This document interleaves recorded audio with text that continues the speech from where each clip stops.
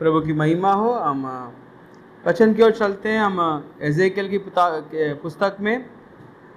पुस्तक में 37 अध्याय 37वां अध्याय और उसका पहला वचन हम पढ़ेंगे। यहाँ वचन क्या कहता है कि यीशु की हड्डियों की एक तराई है।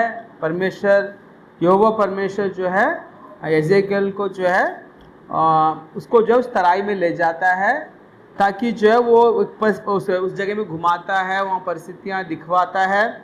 और हम देखते हैं कि परमेश्वर जो है यहोवा परमेश्वर एजेकियल से पूछता है कि ये जो हड्डियाँ तू देख रहा है क्या ये जिंदा हो सकती हैं करके जो है उसका जवाब होता है। तो हम कई बार जो है अनेक परमेश्वर के लोग, परमेश्वर के दास संत लोग जो हैं अनेक बार इस भाग में से जो है वो प्रचार करते हैं, अनेक बार वो कहते हैं, सिखाते हैं कि भाई जो तुम्हारा जो है एक आत्मा, तुम्हारा जो एक आत्मिक जीवन जो मरा हुआ है क्या वो तुम्हारा जिंदा हो सकता है करके उसके आत्मिकता में अनेक बातों को सिखाते हैं। ठीक है ना। अनेक लोग क्या करते हैं जो आत्मिक बातें सिखाते हैं, मगर एक्चुअली क्या ये असलियत में जो है ये भविष्यवाणी है। ये भविष्यवाणी है जो इजराइल देश के लिए, इजरायलियों के लिए एक भविष्यवाणी है जो परमेश्वर ने आगे चल के पूरा करना था। हम लोग जो अनेक बार जो इसमें से आत्मिक चीज़ें हम ले सकते हैं, आत्मिक उन्नति के लिए हम अनेक बार इसको हम पढ़ सकते हैं, सीख सकते हैं, मगर ये भविष्यवाणी जो है जो फिजिकली जो है जो उसको असलियत में होना बाकी था। इसलिए जो एजेकियल से परमेश्वर जो है इस बात को पूछता है कि वो हड्डियों की तराई में ले जाता है और पूछता है कि क्या ये हड्डियाँ सब जीवित हो सकती है। तो ये भविष्यवाणी कब पूरी हुई अगर हम देखा जाए तो जब इजराइल देश जो है जब 1948 में दोबारा एक देश बना, तब जो है क्या करके ये भविष्यवाणी पूरी हुई। आप पूछ सकते हो कैसे ऐसे पूरी हो सकती है, करके ऐसे कैसा हो सकता है करके आपका सवाल होता होगा। हम देखते हैं कि परमेश्वर का वचन क्या कहता है कि 70 ईस्वी में जो है सारा इजराइल जो है, इजराइल का जो मंदिर तोड़ दिया गया था, जो दूसरा मंदिर बनाया गया था जेरुब्बाबेल के द्वारा, उसके बाद उसको तोड़ दिया गया था। और क्या हुआ उसके बाद वो तोड़ दिए गए, सारे किले तोड़ दिए गए, सारे इजरायलियों को तितर बितर कर दिया गया। मगर जो वहाँ जो इजरायली लोग जो वहाँ थे, उस इजराइल के अंदर कौन लोग थे? जो विकलांग लोग थे। रोमी साम्राज्य ने क्या किया कि यहूदियों के द्वारा दोबारा से जो है विद्रोह ना किया जा सके, इसलिए वहाँ किन्हों को छोड़ा? जो सही भले चंगे थे सबको तो उस देश से बाहर निकाल दिया, देश निकाल दिया उन्हें और भगा दिया। जो मगर वहाँ विकलांग लोग थे, जिनके पाँव ठीक नहीं थे, जिनकी आंखें ठीक नहीं, जिनका हाथ ठीक नहीं था, ऐसे लोगों को उसने क्या किया? उन लोगों ने इजराइल में तो बसने दिया, मगर बाकी सबको क्या कर दिया? तितर बितर कर दिया। उसके बाद हम देखते हैं कि जो सूखी हड्डियों का मतलब क्या? ऐसा देश जो बिल्कुल मर चुका है, क्या है? सिर्फ वो हड्डियों के समान पड़ा हुआ है, सिर्फ नाम मात्र का है। इजराइल जो देश था कभी था, नाम मात्र का था, और वो उसके जो है सिर्फ नाम ही उसका जिंदा था, बाकी सब कुछ नहीं था। ठीक है ना। ऐसे ही परिस्थितियां जो दोबारा से परमेश्वर से पूछता है क्या ये जो देश, क्या ये जो लो हड्डियां जो है जो मर चुकी हैं, क्या दोबारा से जिंदा हो सकती हैं क्या करके एजेकियल से परमेश्वर पिता पूछता है, यहोवा परमेश्वर पूछता है।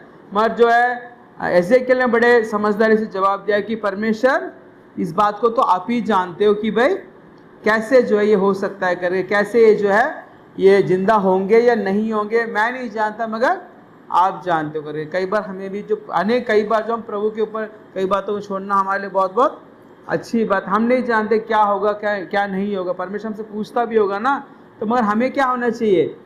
प्रभु के जवाब में ही हमारा जिंदगी होना चाहिए। प्रभु क्या कहते होगा तो होगा, नहीं होगा तो नहीं होगा। तो ऐसे के लिए ऐसे एक बोला कि परमेश्वर आप ही जानते हो। उसके बाद परमेश्वर का वचन क्या कहता है? हम देखते हैं कि एजेकियल में 37 का और उसमें 3 से देखते हैं। तो तब उसने मुझसे पूछा, हे मनुष्य के संतान, क्या ये हड्डियां जी सकती हैं? मैंने कहा, हे परमेश्वर यहोवा तू ही जानता है। तब उसने मुझसे कहा, इन हड्डियों से भविष्यवाणी करके कह, हे सूखी हड्डियों यहोवा का वचन सुनो। परमेश्वर यहोवा तुम हड्डियों से यूँ कहता है, देखो मैं आप तुम में सांस समाऊंगा और तुम जी उठोगी। मैं तुम्हारी नसें उपजाकर मांस चढ़ाऊंगा और तुमको चमड़े से ढापूंगा और तुम में सांस समाऊंगा और तुम जी जाओगी और तुम जान लोगे कि मैं यहोवा हूँ। परमेश्वर का वचन क्या कहता है कि देखो जो हड्डियाँ बिल्कुल ख़त्म थी, बिल्कुल कुछ भी नहीं था, अब परमेश्वर कहता बारी बारी से स्टेप बाय स्टेप क्या करता है, मैं तो क्या करूँगा, ये हड्डियाँ जो बड़ी एक सेना के रूप में खड़ी हो गए, फिर नसें उपजाई, फिर मांस उपजाया, उसके बाद उसके ऊपर जो चमड़ी चढ़ गई, उसके बाद क्या हुआ, उसमें उसने क्या किया? परमेश्वर ने कहा कि जो क्या कर, भविष्यवाणी करके 9वें वचन में लिखा 8वें में मैं देखता रहा कि उनमें नसें उत्पन्न हुई और मांस चढ़ा और वे ऊपर चमड़े से ढक गई, परंतु उनमें सांस कुछ ना थी। तब उसने मुझसे कहा, हे मनुष्य के संतान, सांस से भविष्यवाणी कर और सांस से भविष्यवाणी करके कह, हे सांस, परमेश्वर यहोवा यूं कहता है, चारों दिशाओं में से आकर इन घात किए हुए में समा जा कि ये जी उठे।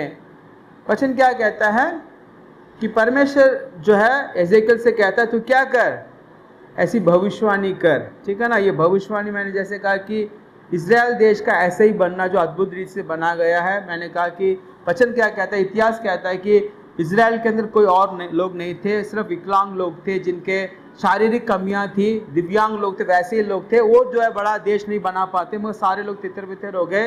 और परमेश्वर क्या कहता है, यशायाह की किताब में लिखा है कि मैं अपने लोगों को क्या करूँगा, दूर दूर देश से इकट्ठा करके मैं उस देश में इजराइल में आकर मैं बसाऊंगा करके परमेश्वर का वचन कहता है। तो वो वचन क्या हुआ, जब ये वचन पूरा हुआ कब, 1948 में अनेक लोगों को परमेश्वर लेके आया। जो लोग, जो देश मरा हुआ था, जो लोग जो है बिल्कुल इस दुनिया में तितर बितर हो चुके थे, परमेश्वर को दोबारा से जिंदा किया। ये वही भविष्यवाणी की कि सूखी हड्डियाँ जब जिंदा हो गई, बड़ी सेना बन गई, तो इजरायली लोग क्या हुए, दोबारा से एक बड़ी सेना के रूप में आए और इजराइल देश को जो उनसे छीन लिया गया था रोमी साम्राज्य के द्वारा, दोबारा से परमेश्वर को स्थापित किया और वो बड़ी सेना के रूप में आकर खड़े हो गए। तो ये भविष्यवाणी क्या है, इजराइल देश को दोबारा से बन जाना, दोबारा से क्या हुआ, परमेश्वर को स्थापित किया एक बड़ी सेना के रूप में। Hallelujah, hallelujah. तो ये और बताया, और ये सारी ऐसी भविष्यवाणी है जो परमेश्वर ने पूरा किया। इसी में 37वें अध्याय में हम और एक वचन, और एक जो है भविष्यवाणी को भी हम पूरा होता हुए देखते हैं। हम देखते हैं कि 37वें अध्याय में और 16 वचन, हे मनुष्य के संतान, एक लकड़ी लेकर उस पर लिख, यहूदा की और उसके संगी इजरायलियों की। तब दूसरी लकड़ी लेकर उस पर लिख, यूसुफ की अर्थात एप्रैम की और उसके संगी इजरायलियों की लकड़ी करके। फिर उन लकड़ियों को एक दूसरे से जोड़कर एक ही कर ले कि वह तेरे हाथ में एक ही लकड़ी बन जाए। जब तेरे लोग तुझसे पूछे, क्या तू हमें ना बताएगा कि इनमें से तेरा क्या अभिप्राय है, तब उनसे कहना, परमेश्वर यहोवा यूं कहता है कि देखो, मैं यूसुफ की लकड़ी को जो एप्रैम के हाथ में है और इस्राएल के गोत्र को उसके संगी हैं, उनको लेकर यहूदा की लकड़ी से जोड़कर उसके साथ एक ही लकड़ी कर दूंगा और दोनों मेरे हाथ में एक ही लकड़ी बनेगी। हालेलुया। यहाँ वचन क्या कहता है कि जो इजराइल एक देश था, जो इजराइल हम देखते हैं कि साउल राजा बना उस देश का। मूसा के समय में परमेश्वर ने एक बादशाह दिया, उसके बाद अब्राहम से परमेश्वर ने बादशाह दिया, फिर परमेश्वर ने मूसा के द्वारा उनको मिस्र से लेके जाकर उसको पूरा किया। उसके यहोशू ने सारे इजरायलियों को क्या किया, पूरे कानान देश को उनका अधिकारी बनाया। फिर वो एक देश थे, क्या था, ऐसे न्यायियों ने क्या किया, अनेक बार उनको न्याय किया, उनको जो चलाया।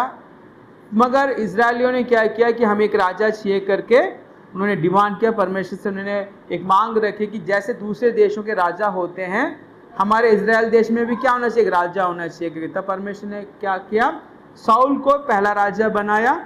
तो दूसरा राजा कौन बना, दाऊद बना, डेविड। तीसरा जो राजा सुलेमान बना। ठीक है ना, 3 राजा हुए इजराइल देश के। उसके बाद क्या हुआ, हम देखते हैं कि पहले राजा की किताब में 12 अध्याय से हम देखेंगे, तो 12 अध्याय में जब शुरुआत में देखेंगे तो क्या होता है, 11 के 26 में से हम शुरू देखते हैं। उसके बाद 12 में से देखते हैं कि इजराइल देश जो 2 भागों में बट गया था। उनके 12 गोत्र थे। 10 गोत्र जो है जो उत्तरी इजराइल कहलाता था, उसमें 10 गोत्र थे। उनका लीडर जो एप्रैम जो है गोत्र में से था, उसका जो है योरोबाम नाम था, योरोबाम। और जो है दक्षिण राज्य यहूदा गोत्र और बेन्यामीन गोत्र का जो है एक राज्य बना। उसका राजा जो है रेहोबियाम, जो सुलेमान का बेटा था। तो हम देखते हैं कि उस समय जो इजराइल जो 2 भागों में बट गया, उत्तरी इजराइल और दक्षिणी राज्य करके। ठीक है ना। उसके बाद हम देखते हैं कि फिर उसके बाद कभी भी जब असीरियन लोग आए, असीरियन लोगों ने आकर जो इजराइल पर कब्जा किया, फिर बेबीलोन आकर उन्होंने यहूदा राज्य को कब्जा किया उसके बाद मेडो पर्शियन आए, उसके बाद जो ग्रीक साम्राज्य आया, रोम साम्राज्य, कभी भी क्या हुआ, उनका खुद का कोई राजा नहीं बना। बाकी लोगों ने जो उनके ऊपर राज्य किया वो उनमें से किसी को अधिपति बनाकर, गवर्नर बनाकर इजराइल में रख देते, यरूशलेम में रख देते थे। बाकी उनमें से, इजराइल में से कोई भी राजा नहीं बना और ना ही ये देश एक बना। मगर परमेश्वर का वचन क्या कहता है इज़ेकियल में कि जो 2 राज्यों में बट गया था, इजराइल जो है 2 राज्यों में बट गया था, 10 गोत्र एक जगह, 2 गोत्र एक जगह करके उत्तरी इजराइल और दक्षिणी राज्य यहूदा राज्य करके बन गए थे। उसके बाद ये इज़ेकियल में हम क्या पढ़ते हैं कि परमेश्वर क्या कहता है कि एक लकड़ी ले जिसमें एफ्रेम, जो यूसुफ, एफ्रेम का नाम लिखना और दूसरा लकड़ी में क्या करना, यहूदा का नाम लिखना और इसको एक बना देना और वो एक ही राज्य बन जाएगा। तो अंतिम समय में जब तक हम देखते हैं कि जब यो रोम साम्राज्य पे रहा, सभी जो है उनमें क्या एक देश नहीं बना था। मगर 1948 में जब दोबारा से वो देश बना तब क्या हुआ, तब वो 2 राज्य नहीं थे। हालेलुया, एक ही राज्य हुआ और पूरा इजराइल हुआ। और उनका जो है उसके बाद उनकी राजधानी जो है उनका बनाने का मन, जो परमेश्वर का वचन क्या कहता है कि मैं दोबारा से इजराइल को, दोबारा से जो यरूशलेम को दोबारा से राजधानी बनाऊंगा करके, ठीक है ना। परमेश्वर का जो भविष्यवाणी सारा स्टेप बाय स्टेप क्या हो रहा है, पूरा होता जा रहा है। हम देखते हैं कि एजेकियल में भी पहले परमेश्वर ने कहा कि सूखी हड्डियों से क्या है कि भाई बड़ी सेना बन जाए, तो एक देश बन गया।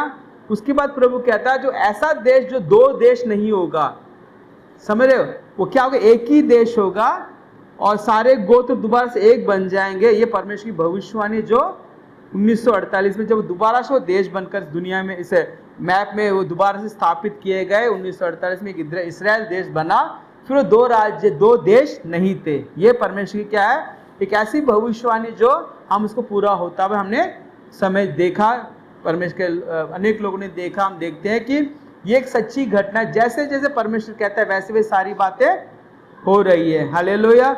इसलिए हमें क्या करें, इस अध्याय में जो है हमें इस बात को हम समझ सकते हैं। मगर और एक बात हम देखेंगे इसी में जो है 37 में 24वां वचन, मेरा दास दाऊद उनका राजा होगा और उन सबों का एक ही चरवा होगा, वे मेरे नियमों पर चलेंगे और मेरी विधियों पर मानकर उनके अनुसार चलेंगे। क्या वचन कहता है कि जब वो देश दोबारा लौट के आएगा, जब 2 देश थे एक देश बन चुका होगा, दोबारा जब वो देश बनेगा एक, तो तब मेरा एक, उनका एक ही मुखिया होगा। हालेलुया।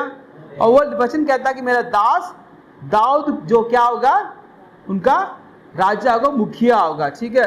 अगर हम देखते हैं कि देखो ये परमेश्वर क्या एक अद्भुत काम है कि जब 1948 में जब ये इजराइल देश दोबारा से बना, तो उनका जो मुखिया, जो प्रधानमंत्री कौन बने, डेविड बेन गुरियन करके उनका नाम था। उनका नाम भी डेविड से आता है। और प्रभु का वचन क्या कहता है कि मेरा जो दास दाऊद क्या होगा, उनका राजा बनेगा। तो आज के समय में जो देश को चलाने वाले जो प्रधानमंत्री होते हैं, राष्ट्रपति होते हैं, वही देश के राजा होते हैं ना।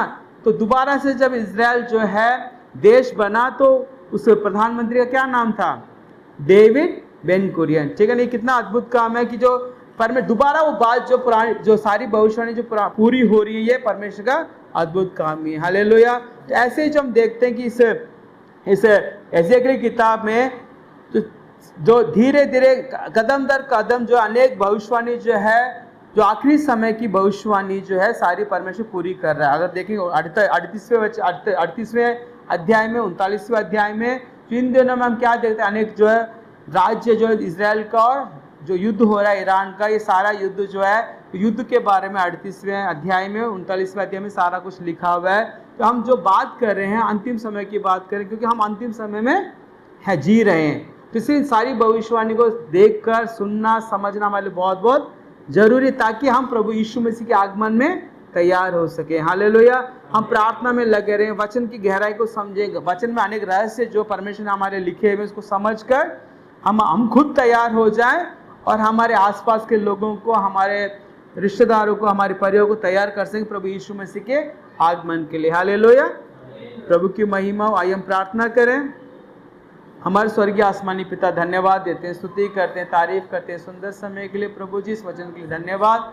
आप आशीष और बरकत दीजिए, आपका अनुग्रह सामर्थ बहुतायत से होने पाए। प्रभु जी आप हर एक लोगों को आशीष दीजिए। भविष्यवाणी के जो प्रभु जी भविष्यवाणी होता हुआ प्रभु जी, हालेलुया, हमने देखा है और आगे की भविष्यवाणी भी होता हम देख रहे हैं। प्रभु जी परमेश्वर पिता होने दे, परमेश्वर सबको बहुत ऐसा आशीष दे, बरकत दे, सबको तैयार कर, ईश्वर के नाम से मांग।